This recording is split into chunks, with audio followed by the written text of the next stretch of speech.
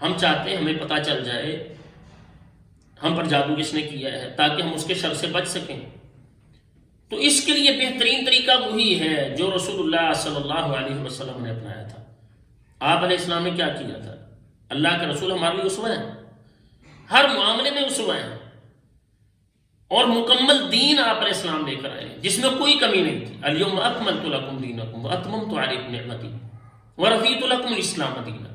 مکمل دین تھا جو آمنہ کے لال جناب محمد رسول اللہ صلی اللہ علیہ وسلم لے کر آئے تھے. تو آپ علیہ السلام نے کیا کیا تھا؟ آپ نے اللہ تعالیٰ سے دعا کی تھی. اللہ تعالیٰ سے دعا کی، اور دعا اللہ تعالیٰ سے دعا بھی کرتے رہے. اور آپ یہ دیکھیں کہ اللہ کے پیغمبر علیہ السلام نے اپنی اس کیفیت کو کسی کے سامنے بیان نہیں کیا. ہم کیا کرتے ہیں؟ ہم شکوے شکایتیں شروع کر دیتے ہیں اور اپنی تکلیف لوگوں کے سامنے رکھتے ہیں، لوگوں کو بتاتے ہیں. نتیجہ کیا ہوتا ہے؟ ہم تماشا بن جاتے ہیں معاشرے میں. لوگ تو ہمارے ساتھ اور کچھ نہیں کر سکتے، مذاق اڑائیں گے لوگ.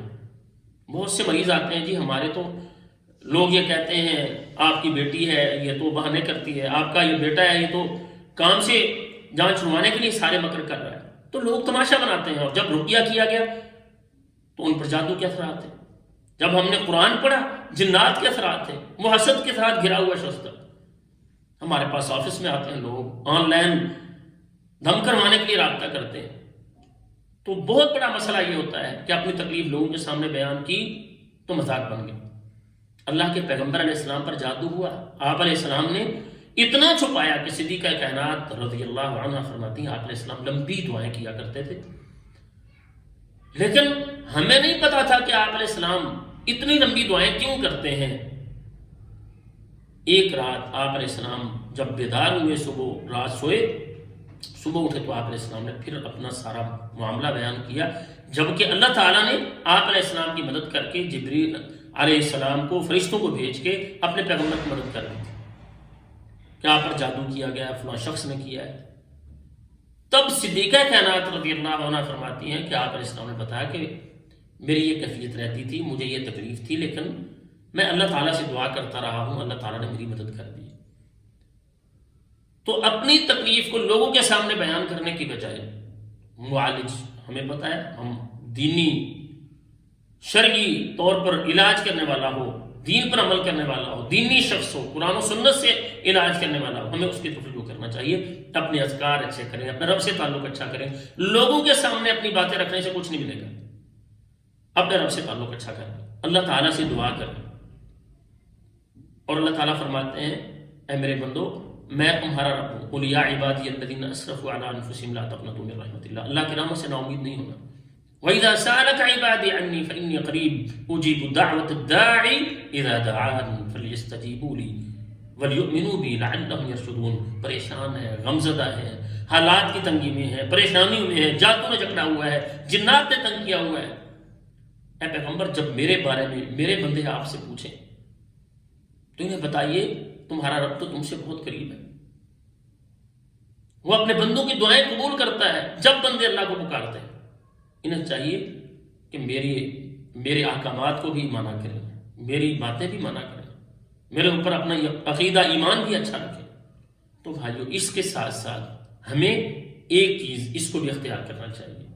میں گزارش کرتا ہوں اپنی ماؤں بہنوں سے، اپنی بیٹیوں سے، اپنے بھائیوں سے، اللہ تعالیٰ کو پکاریں.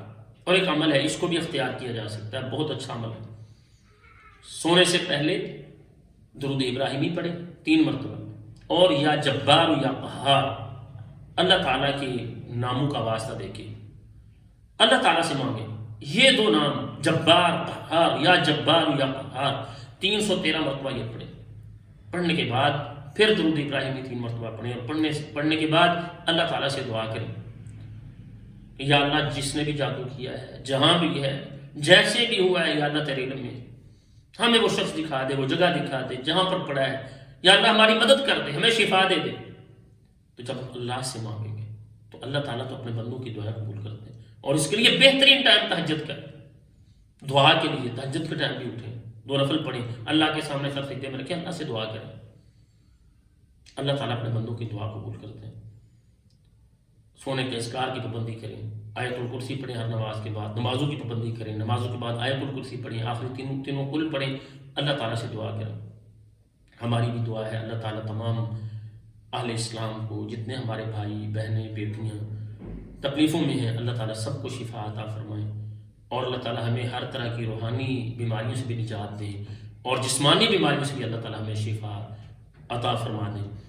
تو ہم یہ ویڈیوز بناتے ہیں، ہمارا یہ چینل عطا الرحمن اعظم، اس سے ہم جو ویڈیوز بنا کے لانچ کرتے ہیں، ہمارا مقصد یہ ہوتا ہے کہ ہم لوگوں کو گائیڈ کر سکیں، لوگوں کو ہم ایسے لوگوں سے بچائیں جو ہمارے ایمانوں کے ڈاکو بنے ہوئے ہیں، جو ہمارے عقیدوں کو برباد کرنے پر لگے ہوئے ہیں، جو جادو کی طرف اور کفر اور بدعات کی طرف لے کر جا رہے ہیں، ہم ان سے بچ سکیں۔ تو جن ہمارے احباب نے ابھی تک ہمارے یوٹیوب چینل کو سبسکرائب نہیں کیا، ضرور سبسکرائب کریں اور لائک کریں اور بیل آئیکن کو دبانا نہ بھولیں، اور آگے شیئر کیا کریں تاکہ ہم سب کے لیے صدقہ جاریہ بن جائے۔ السلام علیکم ورحمۃ اللہ وبرکاتہ۔